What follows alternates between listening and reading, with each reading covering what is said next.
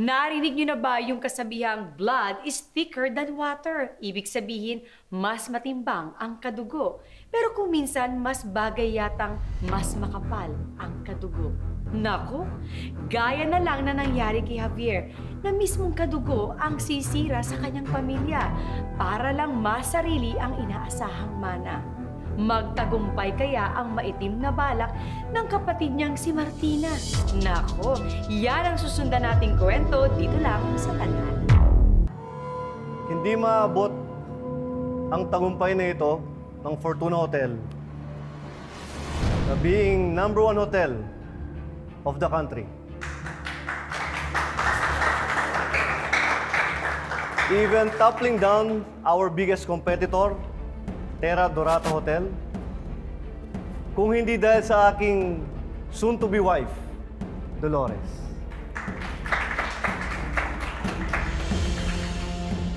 Dolores has become the heart of this hotel.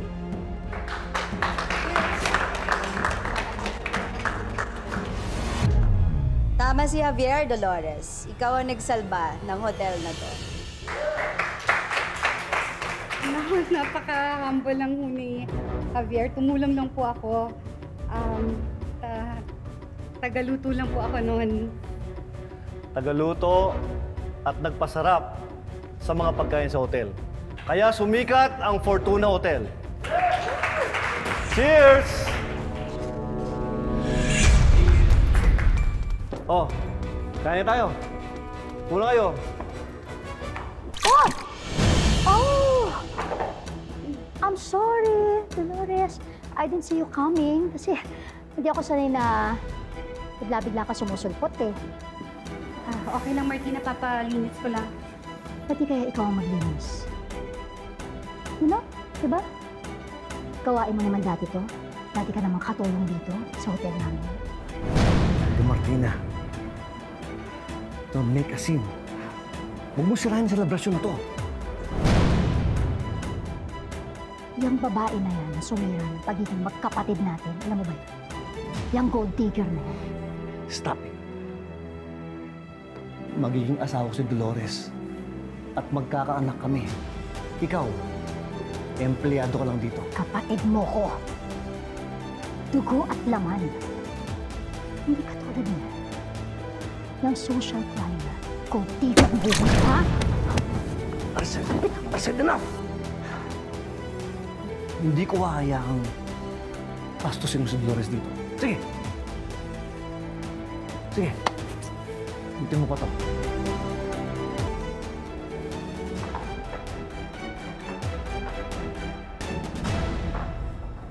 Martina, tama na, Martina. Lalo mong pinapasama ang tingin sa'yo ng kapatid mo. Tigilan mo na yan. Ano ba? Lagi mo na akong kinukontra.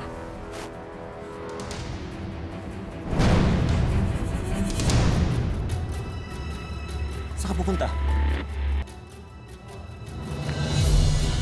Sandali. Bakit lagi kita nakikita dito? Sino ka? Ha? Anong kailangan mo? Spy ka, no? Spy ka ng kalabang hotel namin? Ha? Umamin ka? Di po. Dati akong nobyo ni Dolores. Gusto ko lang makita kung gaano kalayo na narating ni Dolores.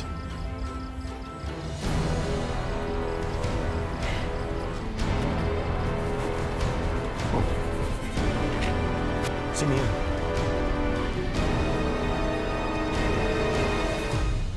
Alam ko na. Alam ko na kung paano sisirain si Javier at Dolores.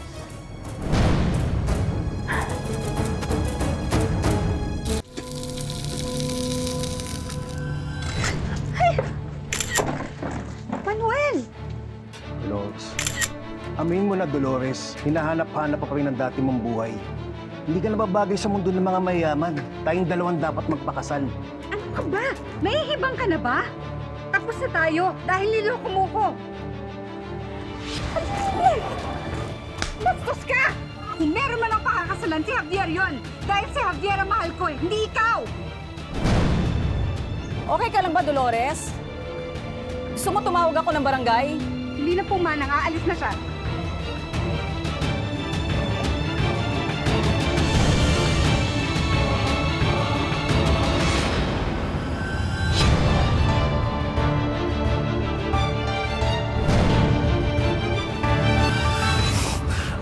sabihin ito?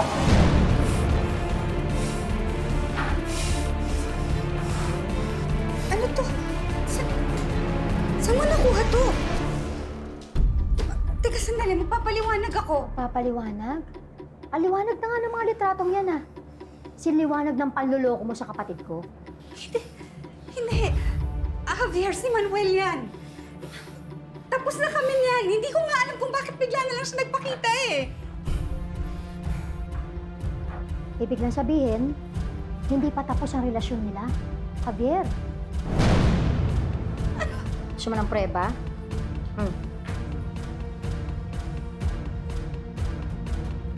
Ito, tingnan mo preba.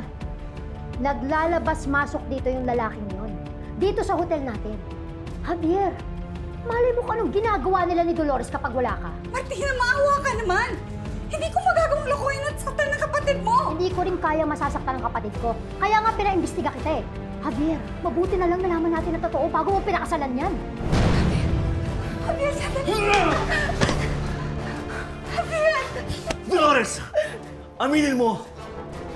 Ako ba ang ama ng dinadala mo? Ano ba pinagsasabi mo? Javier, hindi kita kaya lokohin. Maawa ka naman. Dolores! Minahal kita higit pa sa buhay ko! Paano mo nagawulukuhin ako? Hindi kita kaya lokohin. Hindi kita niloloko. Ano ka ba? Paano? Ha? Paano? Javier, makinig ka sa akin. Makinig ka sa akin. Lumayas ka! Ano kitang makita? Lumayas ka! Kita ka lang dito! Tulungan mo ako! Lumayas ka! Lumayas! Javier, sandali. Sandali, magpapaliwanag. Wala nang Lumayas ka! pwesto sa mansyon na to ang katulad mo. Javier! Alam mo, narinig mo naman ang sinabi ng kapatid ko, di ba? Narinig mo. Huwag ka nang babalik dito. Dahil taksil ka, manggagamit. Intindihan mo? Umayos ka na. Martina, sandali. Pakinggan niyo muna ako. Sandali. Magpapaliwanag ako! Javier! Javier!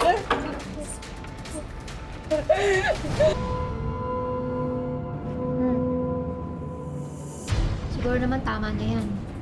Para lumayo ka na, huwag ka na magpakita dito kahit kailan. Sige na, umalis ka na. Mas ka na. Patayin kita dito eh. Anong balita sa pinapahanap ko si Dolores? Kapag nakausap mo siya, sabihin mo, nagsisisi ako sa mga nagawa ko. Mahal ko pa rin si Dolores.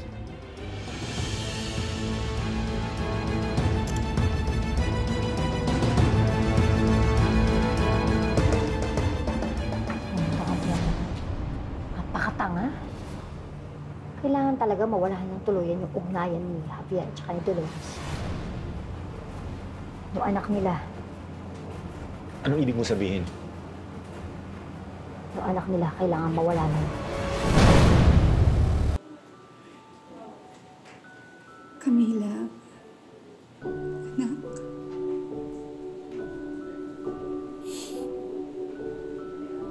Pinapangako ko. Gagawin kong lahat. Para lang gumaling ka.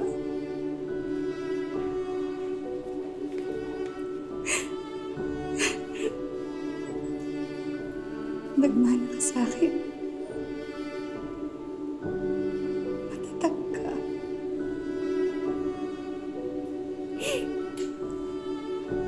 Pinapangako ko. Lahat gagawin ko. Gumaling ka na.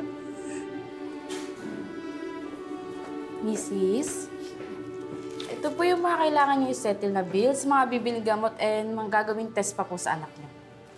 Kailangan na ho ngayon yan.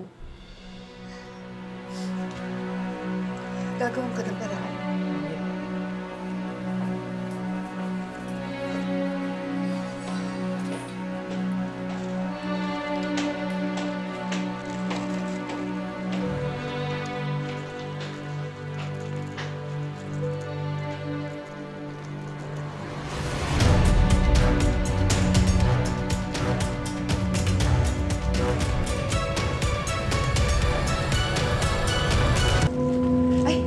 Nurse, ito na.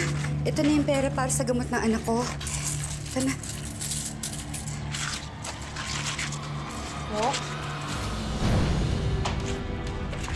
Dok, pasensya na ho na tagalan, pero andito na po yung pera. nanay ni baby Camila? Opo. Ginawa na po namin ang makakaya namin, pero wala na po ang anak niya. Hope? Anong sinasabi niyo? I'm so sorry, Mrs. Montemayor. Iniwan ko na siya. Nasa nursery lang, nasa incubator lang siya. Ano sinasabi niyo? Dok! Dok, andito na ako. Andito na yung pambili ng gamot, oh. Nurse? Dok! Dok! Sandali. Ano? Ano mo?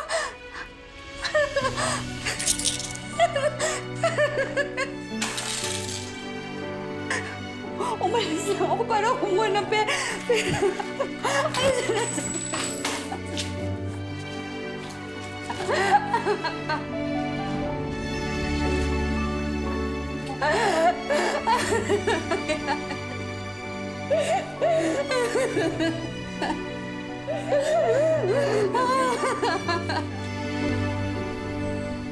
Kasalanan ko kung bakit namatay ang anak namin yung Dolores. Hindi ko siya napagamot. Si Dolores, nasan siya? Hindi ko na po mahanap si Dolores. Umalis na siya sa tinutuluyan niya.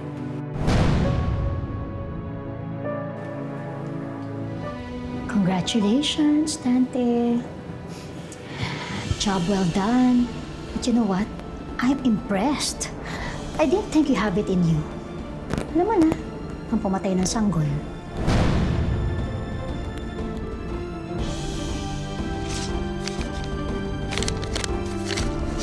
Sige po, sir.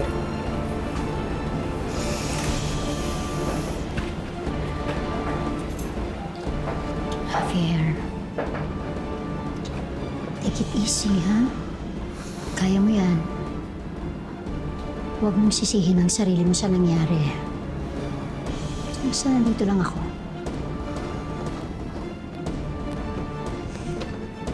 Kaya mo yan.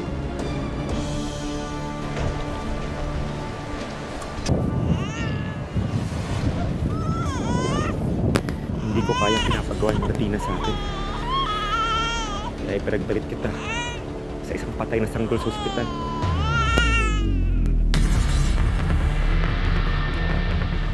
Hindi ko na alam gagawin ko sa'yo. Tawarin mo ako, ha? Nilayo kita sa nanay mo. Tawad.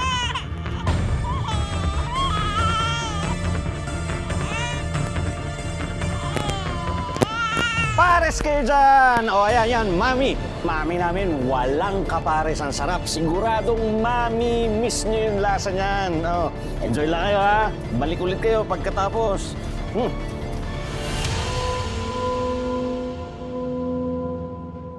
Muning! Ano ba ang ingay-ingay mo? Wala na akong papakain sa'yo. Matutulog na ako, eh. Muning!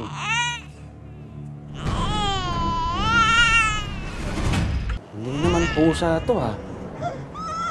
Oh! Nako! Baby! Wala. Sino nag-iwan sa'yo dito?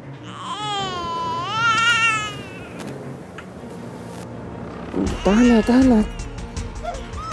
Ha? Sige, akong bahala sa'yo. Dito ka. Sino kaya nag-iwan dito? Mga suki, pares, mami. Oh! May kailangan Mami kayo dyan! Uy! Ate! Mukhang gutom kayo, ha? Dito kayo! Dali! Upo kayo dito! Oh. Anong order natin? Mami? Dalawang mami? Okay, sige. Mami. Anak, ang dami nating customer, ha? Alam mo, buti na lang pinalitan mo yung recipe ko dito. Kaya lumago yung negosyo natin. Siyempre, Toy. Maganda lang naman si Aurora, kaya dinudumog ng mga customer tong karinderya niya, mga betong eh. Ha? Hoy, Inigo! Anong gusto mong sabihin? Hindi ako magaling magluto, hindi yan masarap. Ganda lang meron ako. Aba, ikaw na nga lang yung sinabihan na maganda. Ikaw pa yung galit. Inigo, wag ako aga-aga. Pinapainit mo na naman ulo ko. Binubwisit mo ko. Ayan, anak.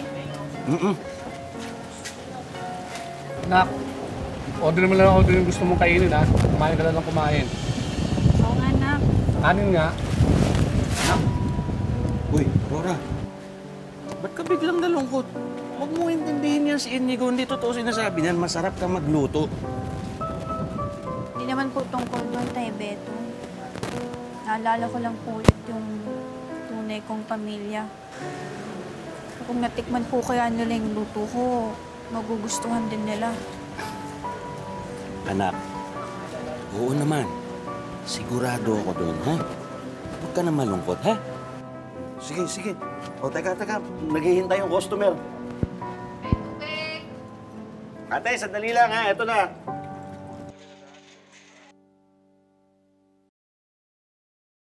Javier, look at Jacob. He's doing a great job. Don't you think? Tama yung idea niya talaga maglagay ng painting dyan para mas maka-attract ng customers dito sa hotel. Diba? Javier? May sinasabi ka? Ano ka ba? Ba't parang wala ka sa sarili mo? Something wrong? Ate Martina, nakapag-desisyon na ako. Bebenta ko na tong hotel. What? Are you serious? Ate, matagal na tayo nalulugi. Tinala na tayo ng Terra Dorata. I admit, it's all my fault. Nagbago ang lahat nang nawala si Dolores. So, ano? Susuko ka na lang? Ganun na lang yon? Paano na yung pinaghirapan natin? Ha? Masasayang lang lahat? Mananatili itong fortuna ang legacy ko. Kahit hindi na ako may-ari.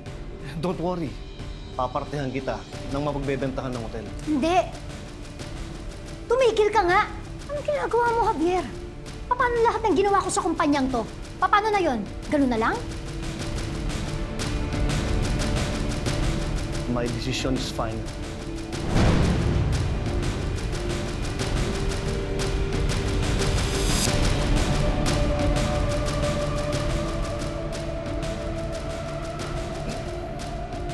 Akala mo, Javier, makukontento na ako sa barya-ber bibigay mo sa akin. Kakamali ka. Sa akin dapat lahat mapunta to. Lahat. Ma!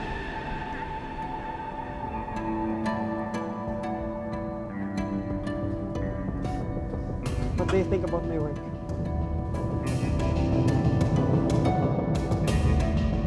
Imbis na mag-aral sa business school para napapakinabangan ka dito sa hotel, walang kwentang art ang pinagkaabalahan mo. Tingnan mo.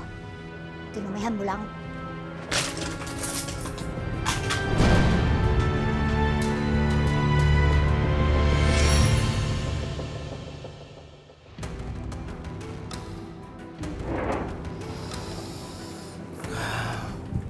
Now that I've finalized the turnover of my company, pwede ko bang malaman kung sino nakabili ng hotel ko, attorney?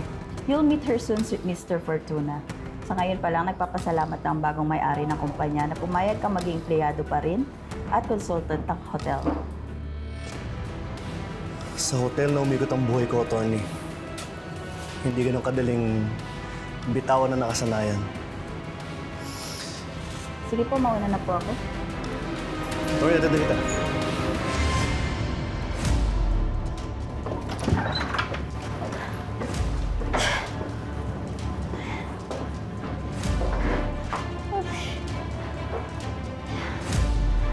Javier? Ba't hindi? Ano? Mukhang mangangain ka ng buhay, ah. Eh, paano? Dinig na dinig ko, di ba? Tinutuo talaga ng Javier na yan ang pagbebenta sa hotel. Sabi ko na nga, be. Dapat noon ko pa dinispatcha yung magaling kong kapatid na yan, eh.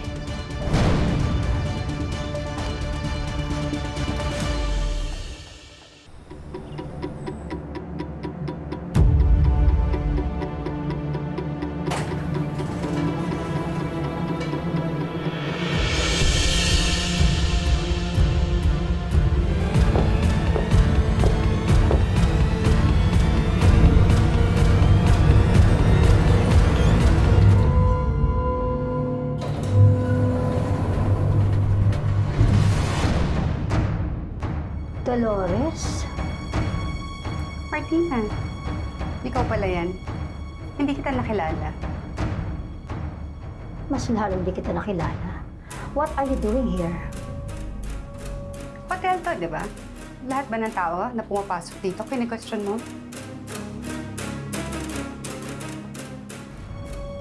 Saan ba talaga ang punta mo? Bakit hindi ka pumindot ng floor? Oh, let me guess. Mag-a-apply ka ng trabaho. 5th floor yon. Lampas na, oh. Martina, bakit naman ako mag-a-apply ng trabaho? Nakita mo ba yung bag ko? Mas maganda at mas mahal kesa sa bag mo. Ambisyosa. Ibang klase ka talaga. Lubog na, pero abot langit pa rin ang kayabangan mo. Ano sabi mo? Ano talaga kasing ginagawa mo dito? Huwag mo sabihin plano mo na naman landiin ang kapatid ko.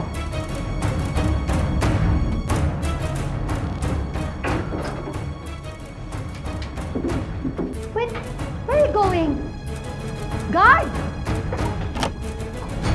What are you doing here? Mahiya ka naman sa mga kamiting namin. Guard!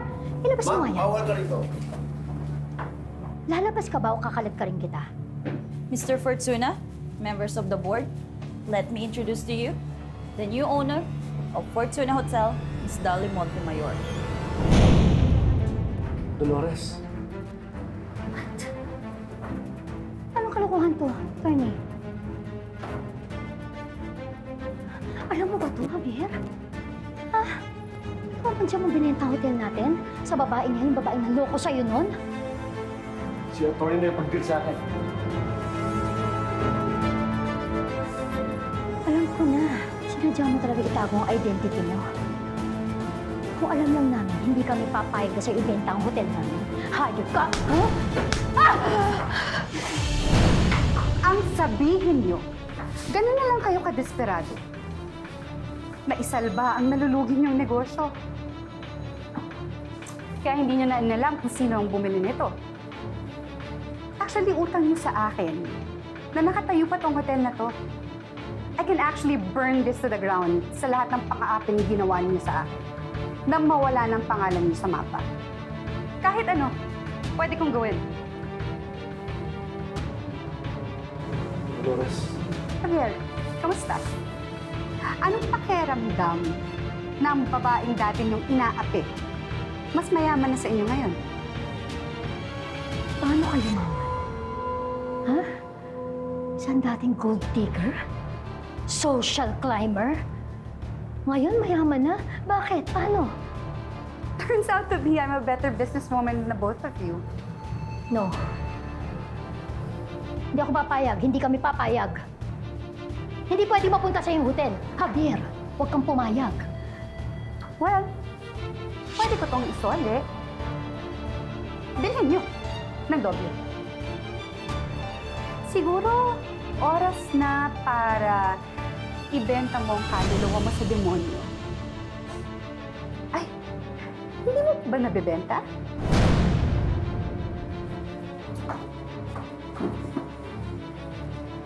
Okay. Well, this meeting is adjourned. Sige, magbalik na kayo sa trabaho niyo. Sige na.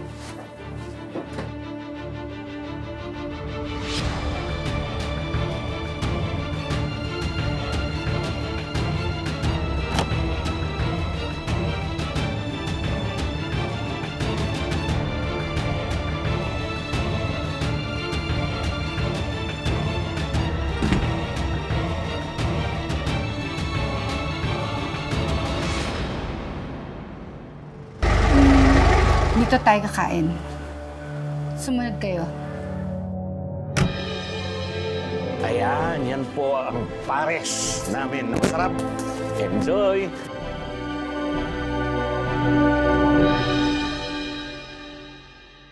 Sino ho nagluto nito? Ah, yung anak ko po. Sandali po. Aurora! Siya po yung nagluto.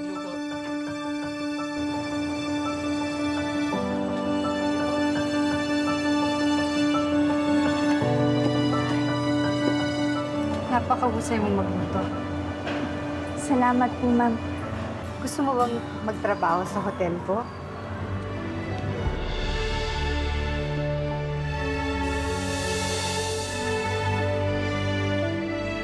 Nagbalik nga si Dolores, pero hindi talaga para tumulong, kung hindi para makiganti. Pero paano kung malaman ni Dolores na si Aurora ang tunay nilang anak ni Javier? Ngayong lumiliit na ang kanilang mundo, hindi malayong lumabas na rin ang totoo. Ma?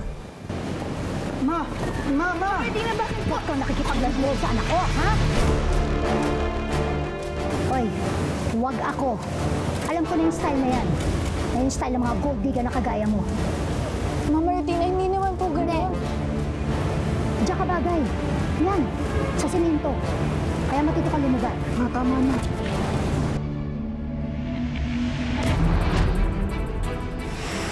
Welcome back, Miss Tera Dorata. Pinenta na pala ang Fortuna Hotel. Gusto kong malaman kung sino ang bagong kalaban ko.